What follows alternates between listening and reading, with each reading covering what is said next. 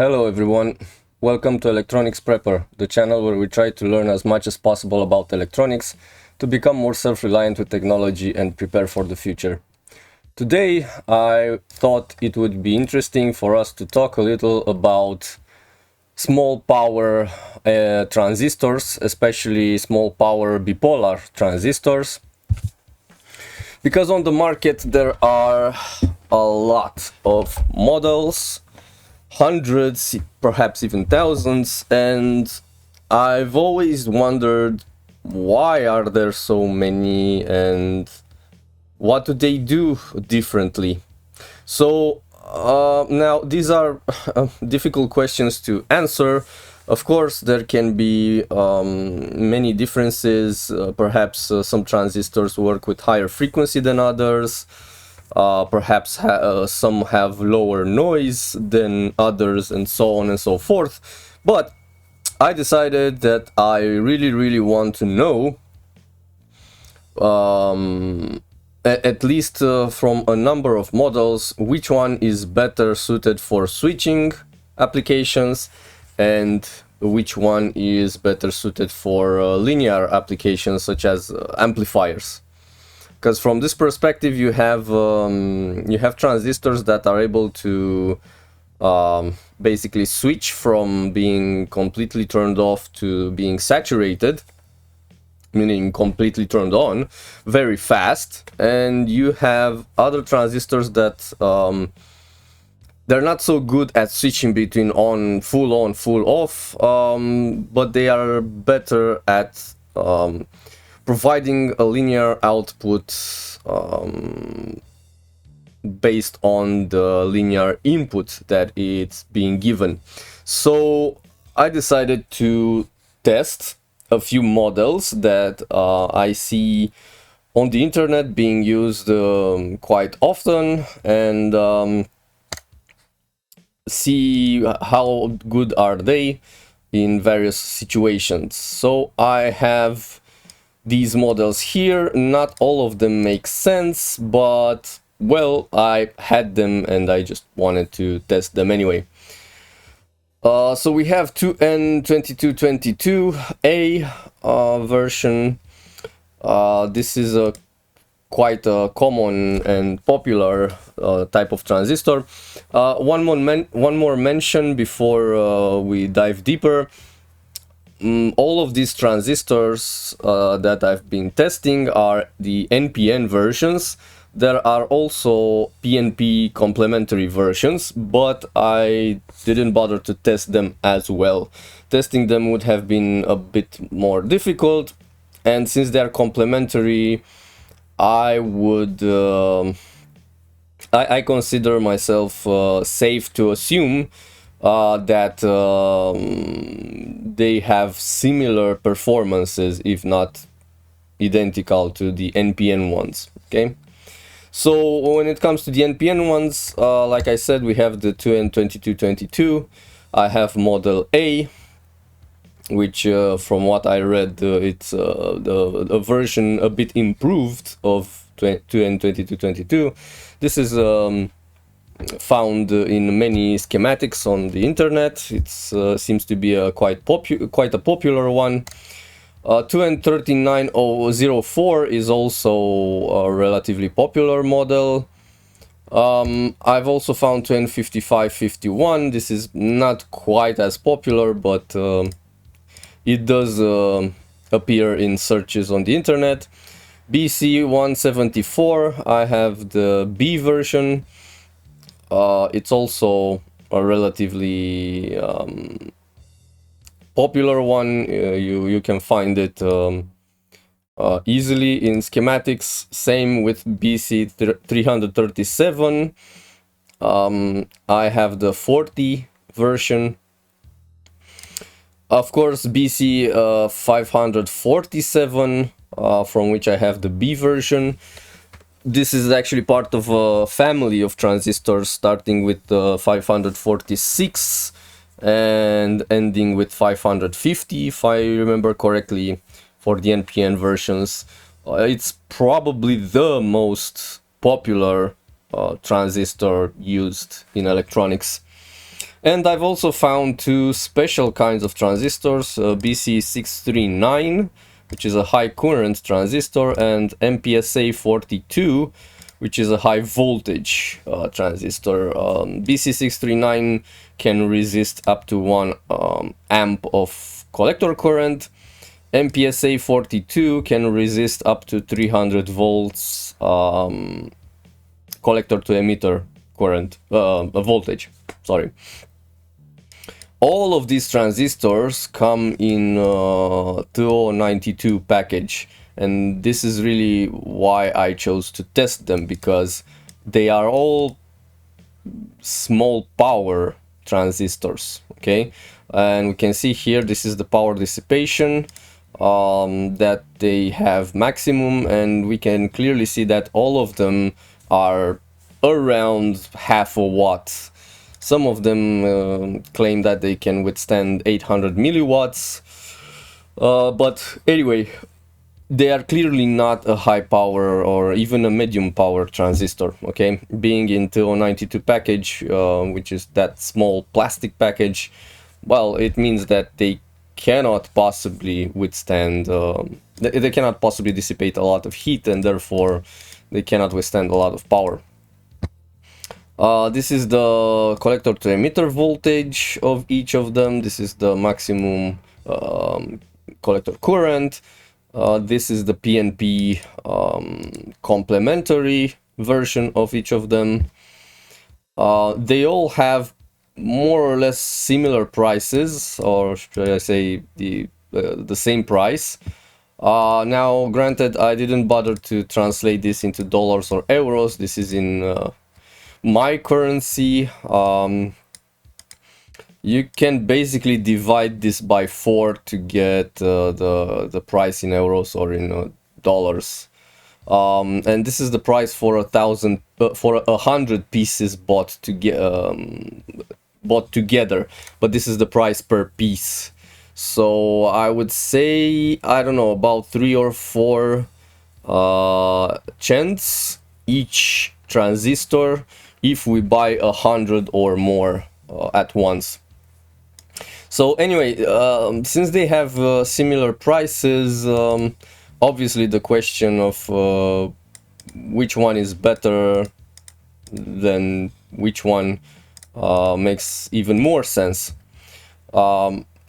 Furthermore than that, the official destination seems to be a bit vague, and seems to be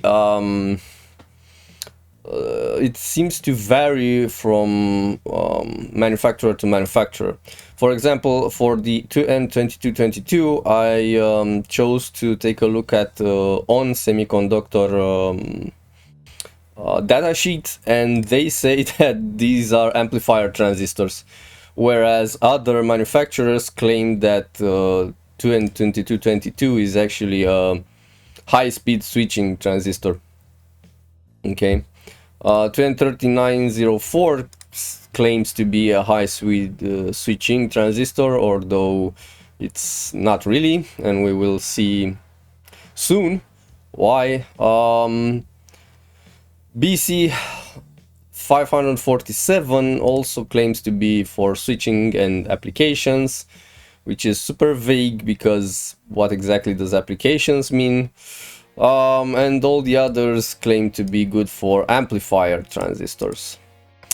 So, in order to test these things, if they are right or not, obviously we need to create some circuits, some testing circuits. So for switching, both testing circuits look similar, but they're not quite identical. For switching, we have this small circuit. We have a 12 volt and a 10 volt power supply. The reason is because with 12 volts I'm powering a signal, a small circuit that acts as a signal generator.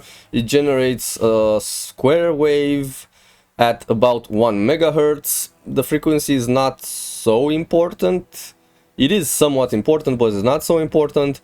What I cared about this signal is that it has fast rising edges and falling edges, and I managed to get them to somewhere between 20 and 40 nanoseconds, which is good enough for our tests. This signal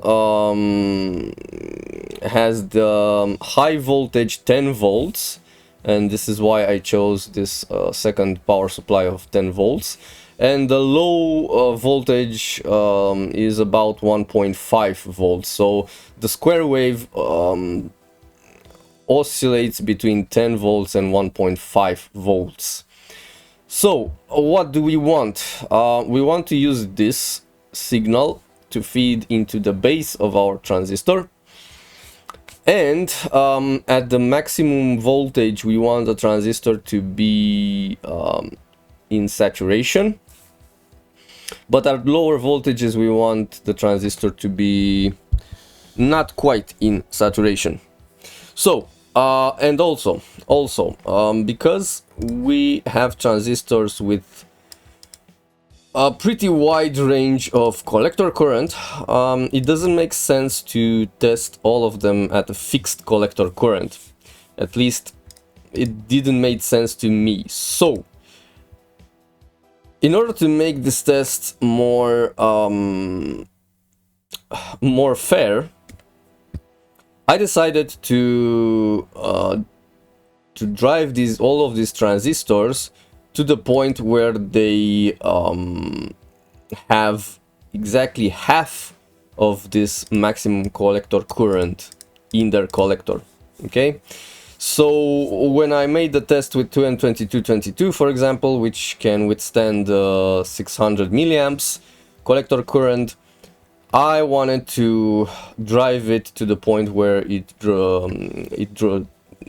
allows the flowing of 300 milliamps collector current. Okay, for 2N3904, which can resist up to 200 milliamps, I wanted a 100 milliamp collector current, and so on and so forth. So in the collector of these transistors, we have the collector resistor, which is calculated based on each of these collector currents that we are trying to have. Okay, I have simplified the calculation by forcibly assuming collector to emitter voltage of 1 volt at saturation. This is not 100% true, but it's pretty close. Like, we don't have that much variations in the collector to emitter saturation voltages between transistors. So a 1 volt is a safe assumption. So based on the fact that we will be having 11 volts left on this collector resistor, we can easily calculate its value. You know, we just divide 11 by the current that we want to have, and we get the value of this resistor. In the base of this transistor, we have a semi-adjustable potentiometer, which seems to be needing a value of between 25 and 50 kilo ohms.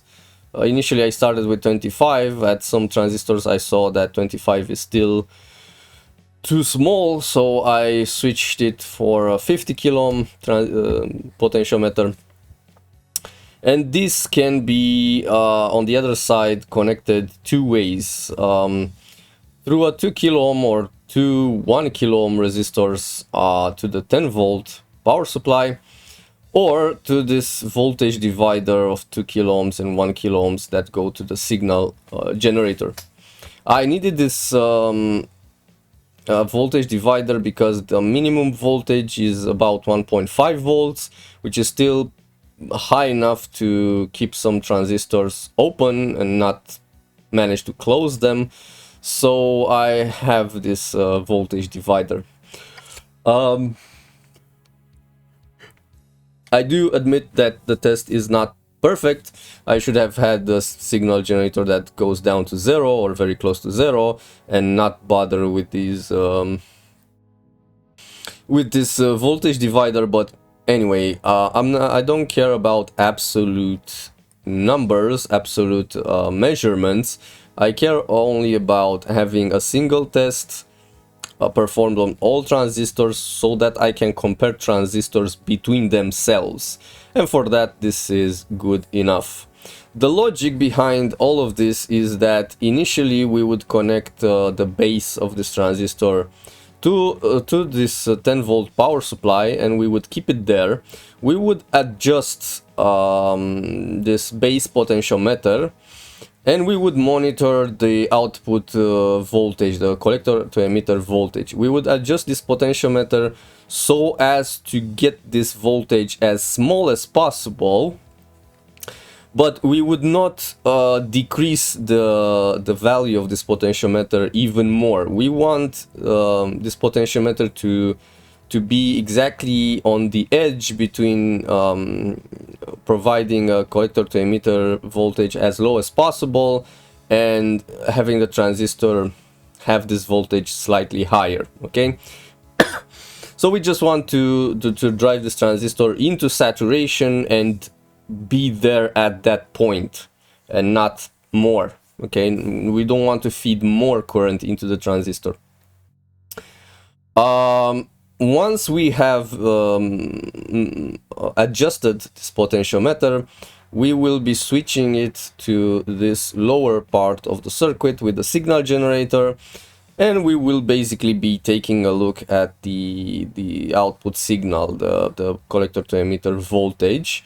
And of course, this is going to be the second channel of our oscilloscope. The first channel is going to be put straight across the signal generator. I haven't put it here on the schematic, but we just simply put it on the signal generator so that we can compare the signal that we are feeding to the transistor with the collector emitter voltage, which is basically the transistor's response to that signal. And well, what can I say? The results are interesting. So in order of best to worst switching transistors, it's this column over here. These are the numbers, but let me show you while I enumerate these transistors. Let me show you the waveforms that I was able to obtain this way, and you will get to see why I consider one better than the other. So with yellow we have the signal generators signal, and with blue we have the collector emitter voltage, so basically the response of the transistor.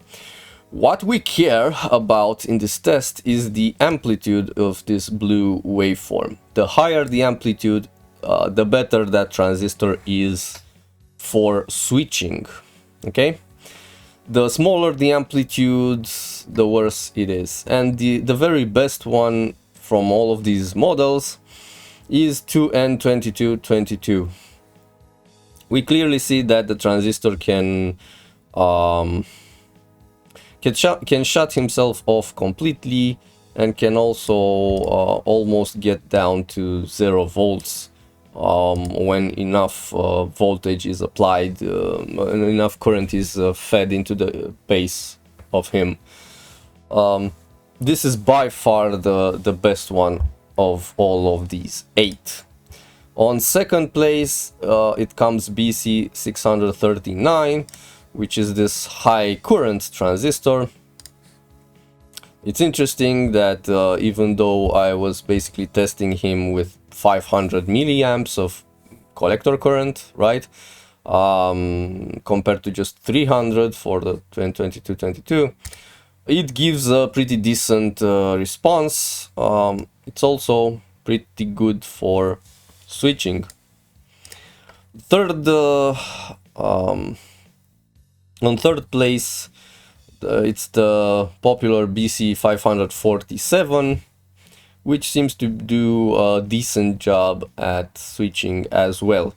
It cannot go down, at least not in such a short amount of time, it cannot go down to 0 or close to 0 volts. Perhaps if I would have had a smaller frequency signal, that would have allowed him a longer time for its voltage to decrease. Perhaps it would have gotten lower than that, but anyway, I chose 1 megahertz because I consider it a good frequency for these kinds of tests. You can clearly see if a transistor will work satisfactorily at lower frequencies or not. So on third place, like I said, BC547. It's not so good, but it's still decent, and perhaps at lower frequencies it actually performs better. Fourth place, BC174. Okay, slightly worse than 547. Fifth place, BC337. This is starting not to be so good for switching, because we see that the output voltage goes up and stays up a very short period of time. 2N3904 is on the 6th place.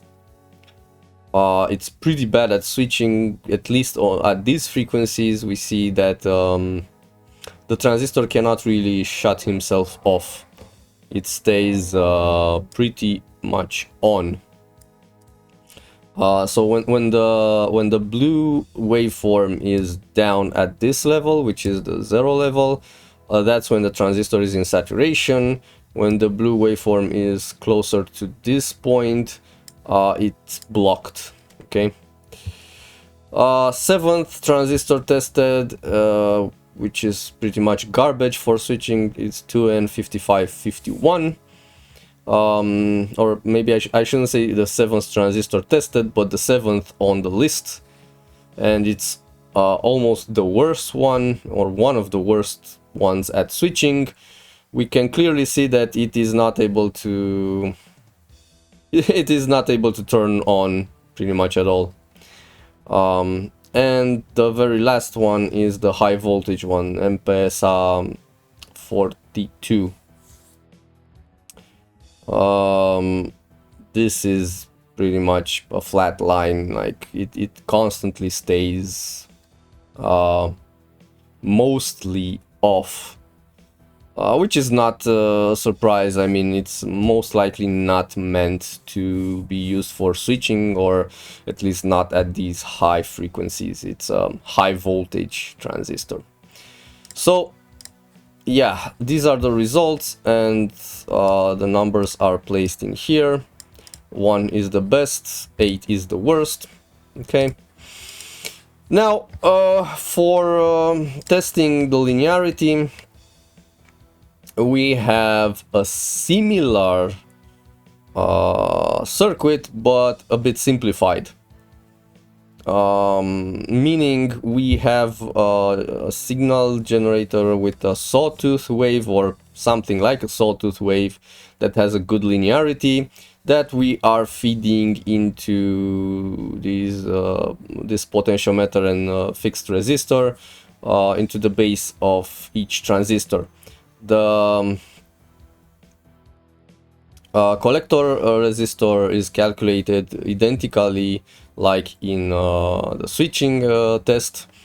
The difference is that we don't have that voltage divider here, because we don't need it anymore. Our sawtooth signal generator can actually go down to 0 volts. And the logic is the same. We are using the collector resistor to have the collector current half of its maximum allowed current, we are switching its base on this 10-volt power supply, and we are adjusting this potentiometer to drive it into saturation, but be there at that very edge and not go more than saturation. And then we are switching it on the sawtooth signal generator, and we are taking a look at the output collector to emitter voltage. Except we are taking a look at different things, and I will show you soon. I forgot to mention, these are the values that I calculated for my voltages for this collector resistor, and they have to withstand some power. This is the dissipation power. Most of them will be having a significant current flowing through them, so they will need to be about 2 or 3 watts or so. Anyway, we obviously have different results for, well, mostly different results for the linearity, and let me show you these results, which, by the way, I have put in the last column in this Excel file, column M. The very best transistor for linear applications like amplifiers is BC547. What we are looking here is with yellow. Oh yeah, so I forgot to mention. Hold on. So I made myself a rudimentary sawtooth signal generator, but because of its simplicity, I saw that the rising edge is not quite as linear as I would have liked. But I also saw that the falling edge was linear, and it wasn't so fast as I would have expected. So I decided to use the falling edge for my tests. Okay, we see that we have 2 volts per division, we have a 10-volt maximum voltage, and I don't know, close to 0 volts minimum voltage, and the linearity is quite good between these 2 points. Okay, we can clearly see. So I use the falling edge. So basically, with yellow, I have the input voltage, the voltage that I fed into the base of the transistors, and with blue I have the collector to emitter voltage that that transistor had. So in these tests we are looking for the portion of this waveform where the voltage increases linearly. Okay, because we will always have the beginning portion where the voltage ideally is close to 0 volts, because when we're feeding high voltage into the base of the transistor, we are giving it maximum current, we are driving it into saturation, so the collector emitter voltage is as low as possible. Then as we decrease the base voltage and therefore the base current, this voltage starts to increase a little bit, but it does not increase linearly, and at some point it has it has a moment when the voltage starts to increase linearly with the linear decrease of current into its base, up until it reaches a so-called cutoff point where the transistor is completely blocked. It no longer allows any current to flow through its collector and emitter, so the collector emitter voltage is maximum. Okay, we are interested in this particular region of our graphic, and more than that, we are interested in how wide this region is. So we are taking a look at on the horizontal axis how wide this portion is. Okay, we have here about 3.5 divisions, give or take. And this is the very best transistor for linear applications, BC547, at least from the ones that I've tested, okay? Because I don't know, maybe there are other models that I don't have and that I haven't tested that are even better than this one. But strictly speaking, from the ones that I've tested, BC547 is the best. The second best, which is very close to BC547, is BC174, right? I'm switching back and forth between them so that you can see the differences. 174 is just slightly narrower. I mean, this portion of linearity is just slightly narrower than 547. Okay. On third place, it's BC639. We see that this linear region is now a bit narrower. It's only 2.5 horizontal divisions. On the fourth place, it's 2n2222, which is understandable. It's about 2 or even less than 2 divisions. It's understandable because this is we found this to be the best for switching applications, so you cannot have a transistor that's best at both switching and linear applications, right? On the fifth place, we have BC337, which is relatively close to n2222, as you can see. On the sixth place, 2n3904. We see here only about less than 1.5 horizontal divisions. Seventh place and eighth place, the very worst ones, are 2n5551 and MPSA 42. We don't really see any linearity here whatsoever, really. And also, these are the two transistors that in both tests I failed to manage to drive them into saturation. We see that their fully turned on voltage is about half the power supply voltage, even though I was feeding about 5 milliamps of current, I think, into the base, and it was still not enough to drive them into saturation. I mean, well, it is what it is. But even so, we should have seen a bigger portion of linearity if that would have been possible somehow. But it seems that these transistors are not meant to be linear. Which, well, it's not a problem. I mean, I'm just saying how things are. We will clearly, or at least I will clearly avoid using 2n5551s. And I will only use MPSA 42 for high voltage applications, because really, that's what they are made for, and MPSA 92 as well. They are made to resist 300 volts collector emitter voltage, and therefore be used at, I don't know, mains voltage or close to mains voltage circuit. So yeah, these are the results,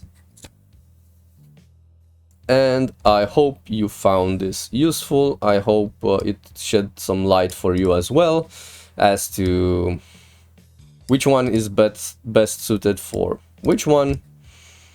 If you have other models that you know or that you have worked with, feel free to write them in the comments. I'm happy to perform this test again in the future. With other models of transistors. I will stick to NPN transistors, though I won't be going into testing PNP transistors, because I would have to flip all the voltages around and it's a bit of a mess. But anyway, I hope you found something useful out of this, and now you understand better what transistor you should use for what circuit. Thanks a lot for watching. Don't forget to click the like and subscribe button if you would want to see more of my videos. I'm trying to constantly come up with new videos in English as well. This is a secondary channel for my main one, which is in another language. Also, please consider subscribing on Patreon and helping me financially on Patreon if you can. The faster I can buy components and even lab devices, the faster I can learn things, and therefore the faster I can come here with videos on YouTube so that I can teach you, so that you don't have to waste the time that I'm wasting on learning all of these things. So thanks a lot for watching this video, and I will see you next time. Bye bye.